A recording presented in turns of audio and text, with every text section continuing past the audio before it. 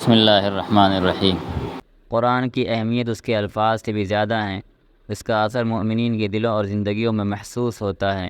ہماری اور آپ کی زندگی میں قرآن کی اہمیت: نمبر 1، رہنمائی۔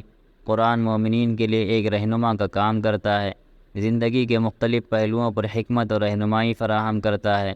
نمبر 2، روحانی ترقی۔ قرآنی آیات کی تلاوت اور ان پر غور کرنے سے روحانی ترقی حاصل ہوتی ہے، ایمان مضبوط ہوتا ہے اور اللہ تعالیٰ کے ساتھ تعلق میں مضبوطی اور بڑھوتری پیدا ہوتی ہے۔ نمبر 3، اخلاقی ڈھانچہ۔ قرآن ایک اخلاقی ضابطہ قائم کرتا ہے، صحیح غلط کی تعلیم دیتا ہے اور اخلاقی رویے کو فروغ دیتا ہے۔ راحت اور سکون۔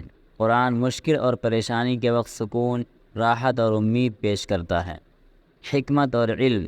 قرآن میں کہانیاں، تمثیلیں اور تعلیمات ہیں جو حکمت اور علم فراہم کرتی ہیں۔ اتحاد اور یکجہتی۔